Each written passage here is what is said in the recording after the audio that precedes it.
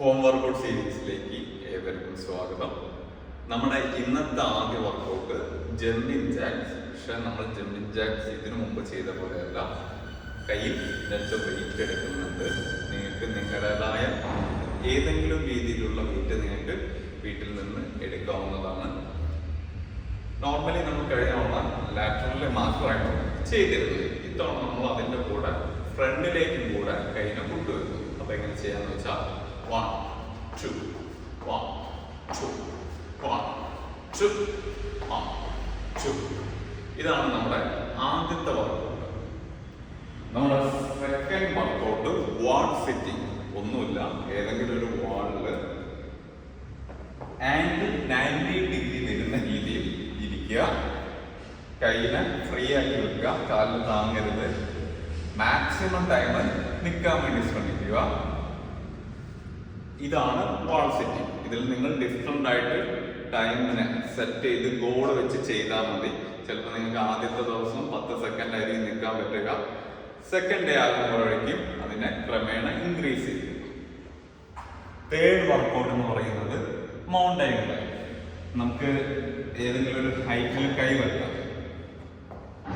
കാൽമുട്ടിനെ കൈമുട്ടിന് നേരെ, ഓപ്പോസിറ്റ് കൈമുട്ടിന് നേരെ കൊണ്ടുവരിക. ഇതാണ് മൗണ്ടൈൻ ക്ലൈംബ്. ഇതിനെ ഫാസ്റ്റ് ആയിട്ടും ചെയ്യും. ഫാസ്റ്റ് ആയി ചെയ്യുമ്പോൾ ചെറിയൊരു ജമ്പിങ് ഓപ്ഷൻ ഇതിൽ വരും. 1 2 1 2 1 2 1 2. ഇത്തരത്തിലുള്ള ഡിഫറെന്റ് സെറ്റുകളാണ് നിങ്ങൾ ചെയ്യേണ്ടത്.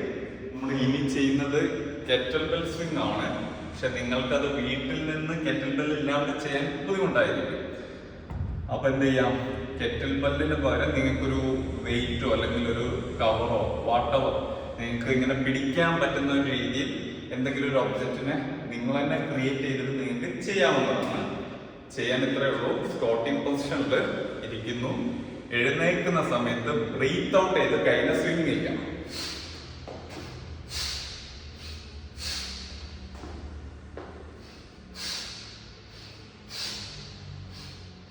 പിന്നെ വീട്ടിൽ നിന്ന് നമ്മൾ വർക്കൗട്ട് ചെയ്യുന്ന സമയത്ത് നമുക്ക് അത്യാവശ്യം കുറച്ച് ടെമ്പൽസ്, കെറ്റൽ ബെല്ല്, ബാർസ് എല്ലാം ഉണ്ടെങ്കിൽ വൃത്തിക്ക് നല്ല രീതിയിൽ വർക്കൗട്ട് ചെയ്യാൻ പറ്റും.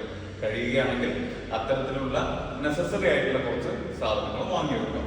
ഇത് വർക്കൗട്ട് എന്ന് പറയുന്നത് നമ്മൾ സ്ട്രെച്ച് ചെയ്തല്ലോ. സ്ട്രെച്ച് ചെയ്ത സമയത്ത് നമ്മൾ സൈഡ് വൈസ് ലെഗിനെ ഇരുന്ന് സ്ട്രെച്ച് ചെയ്തിട്ടുണ്ട്. ഇങ്ങനെ ഈ ഒരു മൂവ്മെന്റ് നിങ്ങൾക്ക് ഒരു വർക്കൗട്ട് ഷെഡ്യൂൾ ആയിട്ട് എണ്ണം കൂട്ടി ചെയ്യും.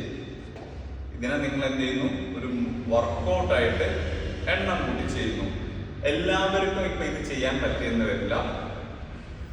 അങ്ങനെയുള്ള ഒരുപാട് വെയിറ്റും ഹൈറ്റും ഉള്ള ആൾക്കാരാണെങ്കിൽ ചെയ്യാൻ പറ്റില്ല. അപ്പൊ ചെറിയൊരു സ്റ്റൂളെല്ലാം വെച്ച് പിടിച്ച് അവർക്ക് എന്ത് ചെയ്യാം, ബാലൻസ് ചെയ്ത് ചെയ്യാം.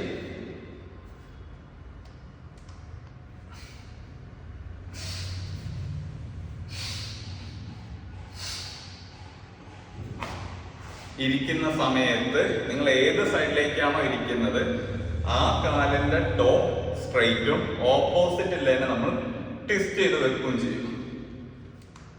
ഇതാണ് മൂവ്മെന്റ്. അടുത്ത വർക്കൗട്ടില് ചെറിയ എന്തെങ്കിലും ഒരു മാർക്കോ കാര്യങ്ങളോ നിങ്ങൾ എവിടെയെങ്കിലും ഒന്ന് ഉണ്ടാക്കുക. ഒരു കാലിന് ആ മാർക്കിൽ എടുത്ത് വെക്കുന്നു. പിന്നീട് ഇതിനെ നമ്മൾ ഷിഫ്റ്റ് ചെയ്യുന്നു. ഞാൻ നിലത്തൊരു പ്ലേറ്റ്, എൻ്റെ ഒരു മാർക്ക് എന്ന് പറയുന്നത് ഒരു പ്ലേറ്റ് ആയിട്ട് വെച്ചിട്ടുണ്ട്. നിങ്ങൾക്ക് അവിടെ ചുമ്മാ ഇനി വെച്ച സ്ഥലത്ത് മാർക്കില്ല, നിങ്ങളൊരു ഫിക്സഡ് പ്ലേസ് ഓക്കെ, നിങ്ങളത് കണ്ടുപോകാൻ മതി. ഇവിടെയാണ് ഞാൻ കാല് വയ്ക്കുന്നത്. എന്നിട്ട് എന്ത് ചെയ്യുന്നു, ഷിഫ്റ്റ് ചെയ്യുന്നത്. 1 2 1 2 1 2 1. ഇതാണ് നമ്മുടെ 5th വർക്ക്. ഞാൻ ഇവിടെ ചെയ്യുന്ന എല്ലാ വർക്കൗട്ടുകളും എല്ലാവർക്കും ചെയ്യാൻ പറ്റിയെന്ന് വരില്ല. അപ്പൊ നിങ്ങൾക്ക് ഇപ്പൊ ഒരു 3-4 സീരീസ് ആയി നിങ്ങൾക്ക് അതിൽ പറ്റുന്ന കുറച്ച് വർക്കൗട്ടുകൾ എടുക്കുക. അതിനൊരു 5 പെയർ ഒരു ദിവസം ഉണ്ടാക്കുക, അല്ലെങ്കിൽ ഒരു 6 പെയർ ഉണ്ടാക്കുക.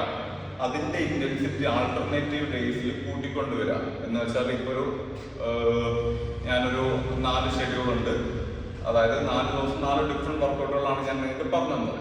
അതിൽ നിങ്ങൾക്ക് പറ്റുന്ന വർക്കൗട്ടിൽ ആദ്യത്തെ ദിവസത്തിൽ ഒരെണ്ണം പറ്റുന്നില്ലെങ്കിൽ അതിന്റെ മറ്റൊരു വർക്കൗട്ട് കൊണ്ട് റീപ്ലേസ് ചെയ്യാം.